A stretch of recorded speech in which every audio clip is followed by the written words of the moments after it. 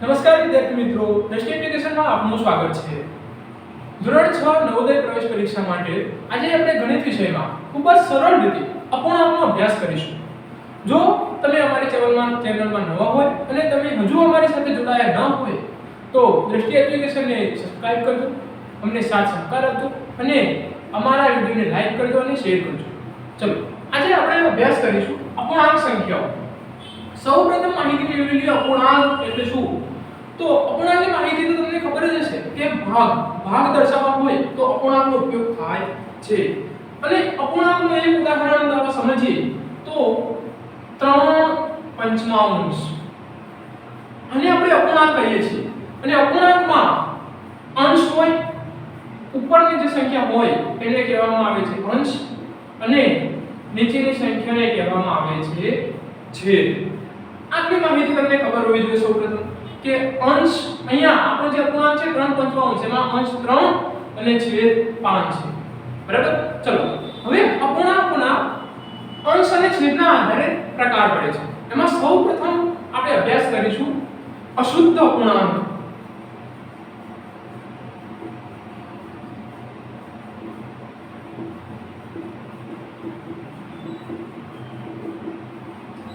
અશુદ્ધ અપૂર્ણાંકમાં જો તમારે કોઈ અપૂર્ણાંક આપેલું હોય અને ઓળખવું હોય કે આ અપૂર્ણાંક અશુદ્ધ અપૂર્ણાંક છે તો તમારે અપૂર્ણાંકનો છેદ જોવાનો. જો અપૂર્ણાંકનો છેદ અંશ કરતા નાનો હોય તો તેવા અપૂર્ણાંકને આપણે અશુદ્ધ અપૂર્ણાંક કહીએ છીએ. જેવી રીતે ઉદાહરણ તરીકે આપણે એક લઈ લઈએ 5/3. આ અપૂર્ણાંકને શબ્દોમાં વાંચતા પણ મિત્રો તમે શીખી લેજો. 3 અને છેદમાં 5 હતો તો આને મેં કીધું 3/5. અને આ અપૂર્ણાંક 5 અંશમાં અને છેદમાં 3 તો આને હું શબ્દમાં બોલીશ 5/3. બરાબર. ચલો હવે જોઈએ છીએ કે અશુદ્ધ અપૂર્ણાંક એટલે જે અપૂર્ણાંકનો છેદ એ અંશ કરતા નાનો હોય એવા અપૂર્ણાંકને આપણે કહીશું અશુદ્ધ અપૂર્ણાંક. અહીંયા હું લખી દઉં એટલે તમને વધારે ખબર પડે કે અંશ કરતા છેદ નાનો હોય. બીજું ઉદાહરણ લઈએ તો 7/4,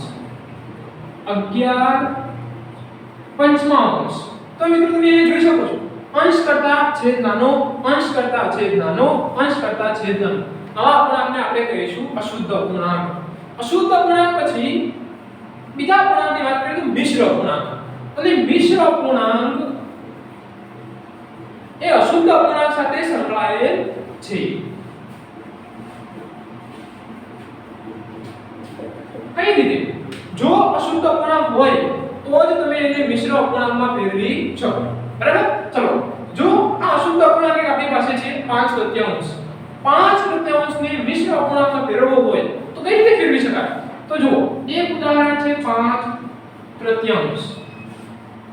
મારે આ અપૂર્ણાંકને મિશ્ર અપૂર્ણાંકમાં ફેરવવો હોય તો સૌપ્રથમ એકદમ સરળ અને શોર્ટકટ તમને કહી દઉં તો 3 નો જે છેદ હોય એ છેદનો ઘડિયો બોલવાનો.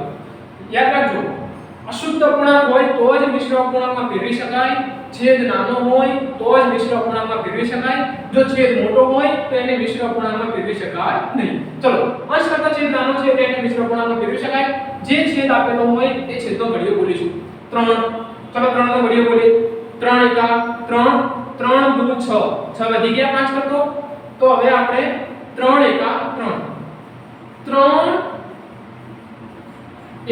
3 અને એમાં 3 * 3 અને એમાં બીજા કેટલા ઉમેરીશું તો 5 આવશે તો 2 તો વત્તા 2. આ રીતે અશુદ્ધ અપૂર્ણાંકનું મિશ્ર અપૂર્ણાંકમાં રૂપાંતર થાય. એવી જ રીતે બીજું ઉદાહરણ લઈએ 7/4.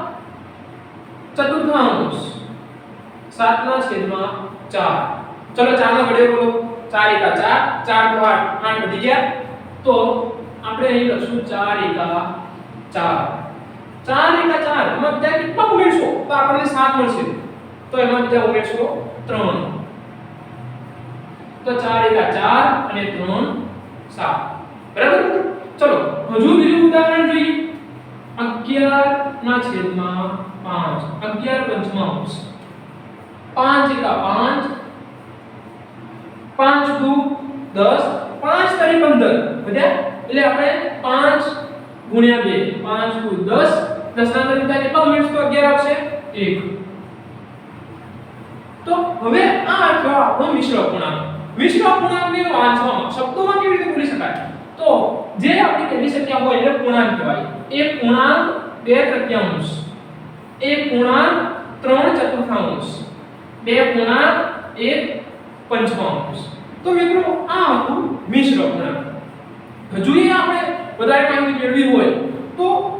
આ અશુદ્ધ અપૂર્ણાંકનો એનો આપણે રૂપાંતર કર્યું મિશ્ર અપૂર્ણાંકમાં હવે મિશ્ર અપૂર્ણાંકને અશુદ્ધ અપૂર્ણાંકમાં રૂપાંતર કરવું હોય તો કઈ રીતે કરી શકાય ચલો જોઈએ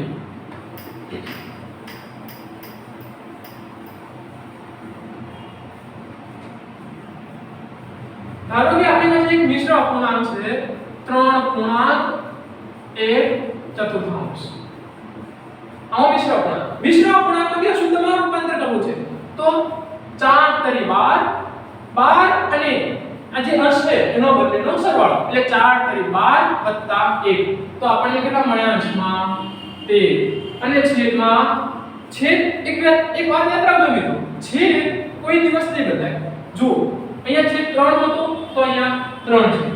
છેદ 4 હતો તો છેદ 4 છેદ 5 હતો તો છેદ 5 છેદમાં બદલાવ થાય નહીં બરાબર તો અહીંયા છેદમાં કેટલા આવશે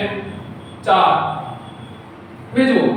આ થયો આપણો અશુદ્ધ અપૂર્ણાંક આ થયો આપણો મિશ્ર અપૂર્ણાંક ચલો આ અશુદ્ધ અપૂર્ણાંકનું મિશ્ર અપૂર્ણાંકમાં રૂપાંતર કરો તો 4 નો બળ્યો બોલો 4 * 4 4 * 8 4 તરી 12 ચોકું ચોકું 16 વધી ગયા તો 4 તરી 12 12 અને 1 13 આઈ ગયા ચલો એક બીજું ઉદાહરણ લઈ લઈએ મિશ્ર અપૂર્ણાંકનું કે 5 પૂર્ણાંક 3/4 તો 4 × 20 20 અને 3 નો સરવાળો તો 4 × 4 20 અને 3 23 છેદના બદલે એટલે કે છેદમાં શું હશે 4 અને 23/4 નું મિશ્ર અપૂર્ણાંકમાં રૂપાંતર કરવું હોય તો ઉલટી પ્રક્રિયા 4 નો વડે ઉલટાનો 4 × 5 4 × 6 24 24 વધી ગયા એટલે કે 4 × 20 એમાં બીજા કેટલા ઉમેરશો તો 24 થશે 23 થશે તો 4 × 20 20 માં 3 ઉમેરશો તો આવશે આપણનો 23 જવાબ તો મિત્રો આ માહિતી હતી આપણી મિશ્ર અપૂર્ણાંક અને અશુદ્ધ અપૂર્ણાંક ચાલો મિત્રો હવે આપણે અપૂર્ણાંકનો બીજો એક પ્રકાર છે શુદ્ધ અપૂર્ણાંક શુદ્ધ અપૂર્ણાંકનો અભ્યાસ કરીએ અશુદ્ધ અપૂર્ણાંકમાં તમે જોયું કે જે અપૂર્ણાંકનો છેદ એ અંશ કરતા નાનો હોય તો એને અશુદ્ધ અપૂર્ણાંક કહેવાય અને જે અપૂર્ણાંકનો છેદ અંશ કરતા મોટો હોય તો એને શુદ્ધ અપૂર્ણાંક કહેવાય છેદ અંશ કરતા મોટો હોય બરાબર ચલો શુદ્ધ અપૂર્ણાંકના ઉદાહરણ લઈએ તો 3/4 12 15 11 13 તો મિત્રો તમે અહીંયા જોઈ શકો આ તમામ ઉદાહરણમાં અંશ કરતા છેદ મોટો અંશ કરતા છેદ મોટો અંશ કરતા છેદ મોટો તેથી જો અંશ કરતા છેદ મોટો હોય તો એવા અપૂર્ણાંકને આપણે કહીશું શુદ્ધ અપૂર્ણાંક અને આગળ આપણે જોયું કે અશુદ્ધ અપૂર્ણાંકને મિશ્ર અપૂર્ણાંકમાં રૂપાંતર કરતા હતા પરંતુ શુદ્ધ અપૂર્ણાંકને મિશ્ર અપૂર્ણાંકમાં રૂપાંતર કરી શકાય નહીં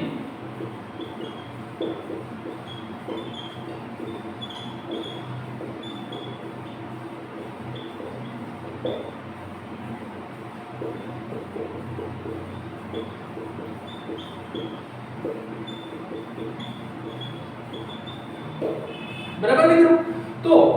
ફરીથી તમને યાદ રાખો શુદ્ધ અપૂર્ણાંક જે અપૂર્ણાંકનો છેદ એ અંશ કરતા મોટો હોય એવા અપૂર્ણાંકને શુદ્ધ અપૂર્ણાંક કહેવાય જે અપૂર્ણાંકનો છેદ અંશ કરતા નાનો હોય એવા અપૂર્ણાંકને અશુદ્ધ અપૂર્ણાંક કહેવાય અને અશુદ્ધ અપૂર્ણાંકને મિશ્ર અપૂર્ણાંકમાં રૂપાંતર કરી શકાય શુદ્ધ અપૂર્ણાંકને મિશ્ર અપૂર્ણાંકમાં રૂપાંતર કરી શકાય નહીં અને શુદ્ધ અપૂર્ણાંકને મિશ્ર અપૂર્ણાંકમાં રૂપાંતર કરી અને આપણે ભણીશું હવે આપણે ચર્ચા કરીશું અપૂર્ણાંકોની તુલના એટલે કે આપણી પાસે બે અપૂર્ણાંક હોય ત્રણ અપૂર્ણાંક હોય ચાર અપૂર્ણાંક હોય અને આપણે એને જોઈને નક્કી કરવું હોય કે એમાંથી કયો અપૂર્ણાંક નાનો કયો અપૂર્ણાંક મોટો અથવા તો અપૂર્ણાંકને ચડતા ક્રમમાં તો ઉતરતા ક્રમમાં ગોઠવવા હોય તો એના માટે આપણે અપૂર્ણાંકોની તુલના કરવી પડશે બરાબર ચલો એના માટે સૌપ્રથમ એક ઉદાહરણ જોઈએ હું એક ઉદાહરણ લઉં કે એક અપૂર્ણાંક છે આપણી પાસે 4 પંચમાંશ અને એક અપૂર્ણાંક છે 6 પંચમાંશ બરાબર અહીંયા તમે જોઈ શકો કે આ અપૂર્ણાંક એ સમછેદી અપૂર્ણાંક કહેવાય એટલે કે એના બંનેના છેદ જો છેદ સરખા છે હા જો છેદ સરખા હોય તો આપણે એને જોઈને જ કહી શકાય કે આમાંથી કયો અપૂર્ણાંક મોટો હશે અને કયો અપૂર્ણાંક નાનો હશે અને યાદ રાખજો આ અપૂર્ણાંકનું નામ શું છે સમછેદી અપૂર્ણાંક જો છેદ સરખો હોય તો પછી અંશ જોવાનો જેનો અંશ મોટો હોય એ અપૂર્ણાંક મોટો બરાબર તો અહીંયા બંને અપૂર્ણાંકોમાં આપણી પાસે મોટો અપૂર્ણાંક કયો છે 6 પંચમાંશ પણ જો કદાચ છેદ સરખો ના હોય તો શું કરવાનું તો એના માટે બીજું ઉદાહરણ જોઈએ આપણી પાસે એક અપૂર્ણાંક છે 3 ચતુર્થાંશ અને બીજો અપૂર્ણાંક છે 4 પંચમાંશ બરાબર અહીંયા જુઓ શું બંનેના છેદ સરખા છે ના તો હવે બંનેના છેદમાં જે સંખ્યા હોય એ સંખ્યાનો તમારે લસાઅ લેવો પડશે અને લસાઅ લેતા તમે બીજા વિડિયોમાં શીખી જશો બરાબર ચલો 4 અને 5 4 અને 5 આનો લસાઅ આ રીતે લઈ શકાય તો સૌપ્રથમ એવો કયો ઘડિયો હોય જેના 4 આવતો હોય અને 5 આવતો હોય તો એવો કોઈ ઘડિયો આપણી પાસે નથી બરાબર તો ચલો ના હોય તો બંનેનો ગુણાકાર જ આપણો લસાઅ થાય છે કઈ રીતે તો ચલો જોઈએ 4 એટલે કે 2 2 4 બેના ઘડિયાનું 5 ના આવે એટલે કે 5 એમને ઉતારી દઈએ 2 એકા 2 બેના ઘડિયાનું 5 ના આવે 5 ને એમને ઉતારી દઈએ 5 એકા 5 નીચે એક એક આવી ગયો એટલે આપણું લસાઅનું કામ પૂરું અને લસાઅ એટલે શું મિત્રો તો આ તમામ સંખ્યાઓનો ગુણાકાર તો 2 ગુણ્યા 2 4 4 ગુણ્યા 5 20 તો 4 અને 5 નો લસાઅ કેટલો મળ્યો 20 બરાબર તો હવે જે લસાઅ આવે એટલો આપણે છેદ લાવવો પડશે ચલો આ અપૂર્ણાંકની વાત કરીએ તો 3 ચતુર્થાંશમાં છેદમાં 20 લાવવા માટે 4 ને કેટલા વડે ગુણવા પડે તો બરાબર જોજો મિત્રો 4 ને 5 વડે ગુણવાના અને છેદમાં જેટલા વધારાના ગુણ્યા એટલા અંશમાં પણ વધારાના ગુણવા જ પડે નહીં તો આ તમારી સંખ્યા બદલાઈ જશે બરાબર ચલો અહીં જુઓ મારે જરૂર છે કે 20 ની 20 થવા માટે મેં 4 ને કેટલા વડે ગુણ્યા 5 વડે જો મેં 4 ને 5 વડે ગુણ્યા તો અંશમાં પણ 3 ને 5 વડે ગુણવા જ પડશે જો ના ગુણો તો આ સંખ્યા બદલાઈ જશે ચલો હવે આ સંખ્યા શું બની 3 × 15 અને 4 × 20 આ જ પ્રક્રિયા આ અપૂર્ણાંક માટે પણ કરવાની ચલો સૌપ્રથમ છેદમાં મારે કેટલા લાવવાના 20 લાવવા માટે 5 ને કેટલા વડે ગુણવાના 4 વડે જો છેદમાં વધારાના 4 વડે ગુણ્યા તો અંશમાં પણ જે સંખ્યા હોય એ સંખ્યાને 4 વડે ગુણવા જ પડે ચલો હવે સાદુરૂપ આપી દઈએ 4 × 4 16 5 × 4 20 ચલો હવે જોઈ શકો મિત્રો આ અપૂર્ણાંક એ આપણને મળે 15/20 આ અપૂર્ણાંકમાંથી મળે આપણને 16/20 ચલો હવે આ બંને અપૂર્ણાંકમાં તમે જોઈ શકો કે છેદ કેવા છે સરખા બરાબર જો છેદ સરખા હોય તો પછી આપણે જોવાનું શું અંશમાં કયો અપૂર્ણાંક મોટો તો 16 મોટો 15 કરતા 16 મોટા તેથી આપણે કહી શકીએ કે આ અપૂર્ણાંક કરતા આ અપૂર્ણાંક કેવો હશે મોટો હશે બરાબર તો આ હતી આપણે અપૂર્ણાંકોની તુલના ચલો અપૂર્ણાંકોની તુલના માટે હજુ એક બે બીજા ઉદાહરણ જોઈ લઈએ એટલે તમને હજુ વધારે સમજ પડે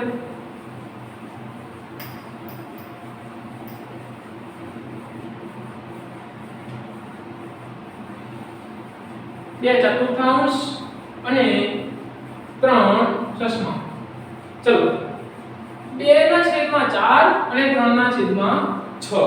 હવે બંનેમાંથી કયો અપૂર્ણાંક મોટો હશે તો તમે જોઈ રહ્યા છો તો એવું કહી ન શકો કે આ બંનેમાંથી આ એક અપૂર્ણાંક મોટો હશે પણ હા બંનેના છેદનો પહેલા લસાઅ લઈ લેવાનો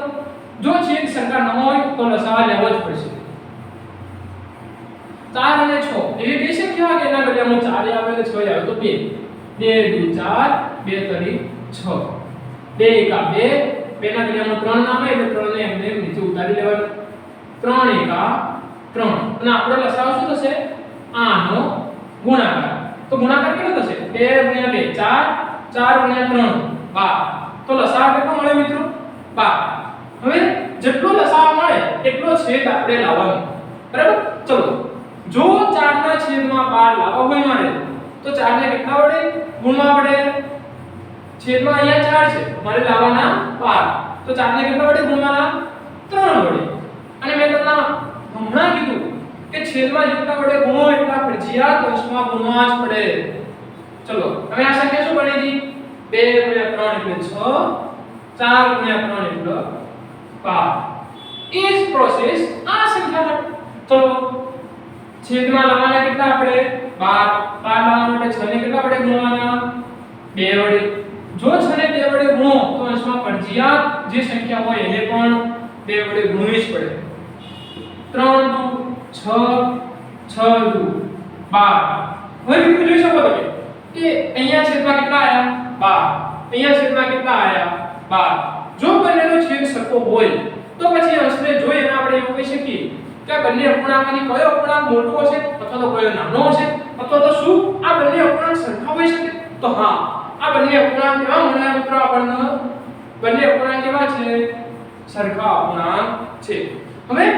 આ પ્રક્રિયા કર્યા વગર પણ તમે એવું કહી શકો કે શું આ બંને અપૂર્ણાંક સરખા હશે તો હા એને કહેવામાં આવે છે અપૂર્ણાંકનું અતિ સંક્ષિપ્ત સ્વરૂપ અપૂર્ણાંકનું અતિ સંક્ષિપ્ત સ્વરૂપ એટલે શું તો અંશ અને છેદમાં શું બંને સંખ્યાઓના કોઈ સામાન્ય અવયવ મળે એ જોઈ લેવાનું ચલો તો 2 અને 4 બંનેમાં કોઈ સામાન્ય અવયવ મળે હા તો 2 માં 2 અવયવો આ રીતે 2 * 1 અને 4 માટે 2 * 2 ઉપર નીચે એક જ એવી સંખ્યા એટલે ઉડી જાય તો આપણને શું બની ગયો મિત્રો 1/2 1/3 ચલો 3/6 શું બંનેમાં કોઈ સામાન્ય અવયવ હશે તો હા બંનેના અંદર સામાન્ય અવયવની વાત કરીએ તો 3 * 1 = 3 3 * 2 6 ઉપર નીચે એક જ એવી સંખ્યા ઉડી જાય આપણો અપૂર્ણાંક શું મળી ગયો મિત્રો 1/3 આ અપૂર્ણાંક પણ શું મળી ગયો 1/3 તો આ બંને અપૂર્ણાંક કેવા હતા સરખા હતા બરાબર